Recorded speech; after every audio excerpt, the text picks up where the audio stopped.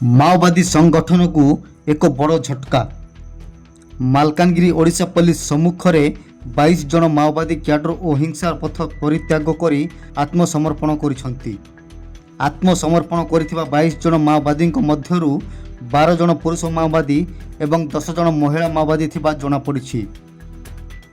एही आत्मसमर्पण समारोह पुलिस महानिर्देशक जोगेश बहादुर खुरानिया गरिमामय उपस्थित अनुष्ठित होइथिला। आत्मसमर्पण करिथिबा माओवादी मध्यरे जणे डिविजनल कमिटी सदस्य भावे कार्य करुथिबा बेले 6 जन माओवादी एरिया कमिटीर सदस्य भावे कार्य करुथिले।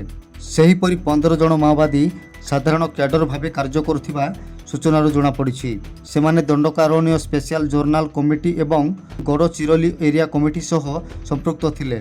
आत्मसमर्पण करने समय रे माओवादी ठारू 9टी अस्त्र, 150टी जीवंत गुली, 20 केजी विस्फोरक, 13टी आईडी मैगजीन और माओवादी साहित्य समेत अन्यान्य सामग्री पुलिस निकट में समर्पण करिसेंती।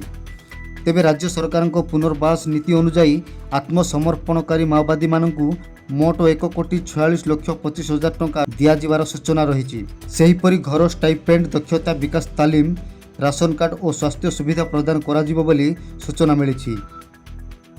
प्रत्येक माओवादी मानकु तुरंत 25,000 टंका अंतरीण सहायता मध्य दिया जाइछि। अन्य माओवादी क्याडर मानकु हिंसार पथ छाड़ी समाजर मुख्य धारा रे सामिल हेबाकु ओडिशा पुलिस पक्षरु आह्वान करा जाइछि। Bureau report, local news live.